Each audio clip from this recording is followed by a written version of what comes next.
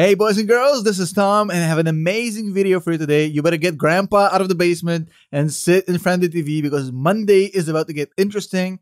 Elon is going to court to defend the Solar City acquisition from 2016, $2.6 billion lawsuit, a huge deal we're going to talk about in a second. My name is Tom Nash and I quit my corporate job as a senior financial analyst to break down companies for you. If there's one thing you need to know about me, I don't take bullshit from anybody. Hey, this is Tom and we have to talk about the Elon Musk lawsuit. This is a huge thing, but also I have some other golden nuggets in this video for you, like the rubber shortage. It's going to be funny, it's going to be entertaining, and mainly it's going to be educational. So don't click nothing, don't smash nothing, don't buy nothing, don't subscribe to nothing. Just give me your attention. Let's get started. So the Elon Musk lawsuit, what the hell is going on? So let me give you my 2 cents about it. First of all, what's going on here? So Elon Musk is personally getting sued by his own shareholders, Tesla shareholders, for his involvement in the decision of Tesla to acquire Solar City in 2016 for $2.6 billion. So the shareholders are alleging that Elon Musk, basically because he was so heavily involved with Solar City himself, and his cousins were involved in it, he basically did it to benefit himself and his cousins and used Tesla money and Tesla shareholders' money to finance that acquisition. And they're suing him for a lot of money. Now, the directors have already settled for $60 million, and basically they're not going to be paying anything because they are insured. So basically they just got away scotch-free. So what are my 2 cents about this deal? So first of all, I'm sure that the deal was legally approved. When you do insider dealing like this with a company that you or your relatives have interest in, you have to get a lot of approvals from external directors, whatnot, whatever. I'm sure that was done. He has good lawyers. The company has good lawyers. That's not the point of this lawsuit. The lawsuit is basically saying, well, the main motivation for this deal was to benefit yourself and your relatives. And that's not something a legal approval like this actually gets you immune from. Now, speaking about immune from, Elon is not an idiot. He knew that this thing is going to come back and cause havoc in his life. He knew it. He knew that if he's going to do that deal, it's going to cause a pandemonium of people trying to get a piece of him. Now, that means that his interest in Solar City was so great that he was willing to take this on in order to get the company into Tesla. Now, have things changed since then? Does he now think that Solar City is trash? Does he now have other interests? I don't know, probably. I mean, that's Elon. It's been 5 years. But did he do this to intentionally help his relatives and himself? I don't think so. And here's the reason why. I mean, if he wanted to actually manipulate corporate governments to make money, there were so many opportunities. And he knows he's in the limelight. He knows that this is going to get scrutinized up the wazoo. And he still did it. So my reasoning is that I don't think that he did this on purpose to benefit anybody else. However, would I have done it?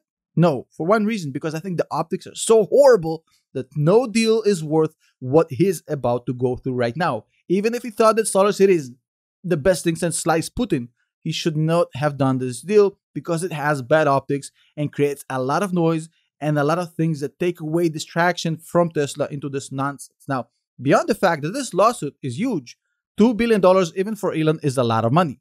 Think about it. Also, the G20, the biggest business 20 countries in the world, just announced that everybody approved the new minimum global tax, the corporate 15% tax, in order to avoid the race to the bottom.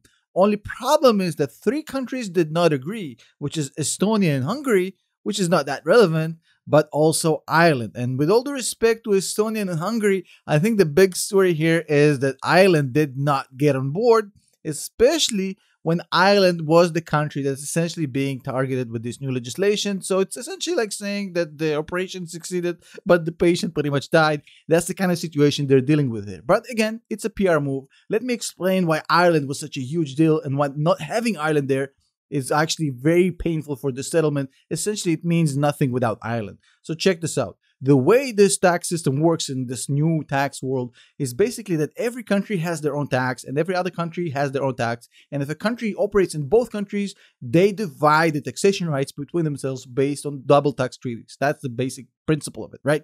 Now, if you put your headquarters and you put all of your IP in a country that has low corporate tax rate, and you basically say, well, whatever I have in the US is just marketing. It's just R&D. My IP and my main focus is in Ireland or in Cyprus or whatever, right? Then the most of your operation is getting taxed in that specific country. That's the case of Ireland, and that's how Ireland made a killing by attracting the Googles, the Amazons, the Facebooks. Everybody flocked to Ireland because they were the first to identify this as this massive opportunity to create a hub for these tech companies. Now, What happened recently is that a lot of these other countries have tried to do similar stuff. The patent box in the UK, the US with their tax reform, everybody tried to copy Ireland but couldn't. It was too late. They had first mover advantage, and companies that already settled in Ireland are not going to be moving around like they're, the Jeffersons. I mean, that's pretty much, they're there. It's done. Now, here's the thing. Now, what happened is once these other countries saw that their initiatives are not generating as much activity as the Irish one, they're not getting as much impact because Ireland has pretty much made a killing. They basically decided, well, if you can join them, beat them. Basically, they all decided to gang up against Ireland and create this system. So, not really playing fair here, and not a huge surprise that Ireland isn't joining on board. Now, the whole idea for this is like the whale from Hobbes. If you have any idea about, liberalistic literature, basically Hobbes came up with the idea of the whale. Everybody gives up a little bit of their own ultimate freedoms to do whatever the hell they want in order for us to live in a peaceful society. So that way you don't have anybody rob anybody or threaten or beat up. You give up some of your freedoms so that everybody lives in peace. That's the whole philosophic principle of this plan. However, this is business. This isn't liberalistic human rights.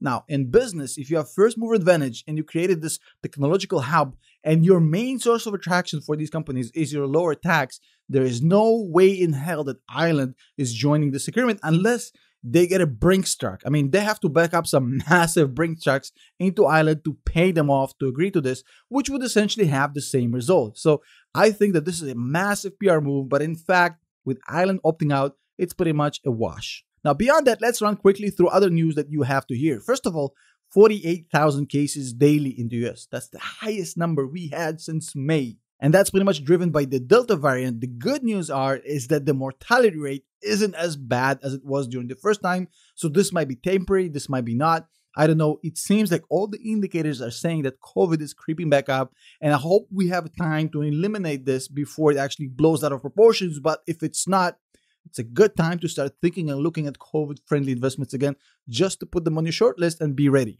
And beyond that, we do have a rubber shortage right now, apparently. Now that we're done with wood, we went to rubber. Why is my mind in the gutter? I don't know. But a rubber shortage? What have you guys been doing after COVID? Oh my God, everybody's partying like it's 1999. Chill. And on a serious note, we have two pieces of information coming out of China that you have to hear. First of all, a Chinese company is now being investigated by the UK regulators for allegedly trying to take over the country's biggest chip manufacturer. What the hell is going on with that? More information coming up when I find out more.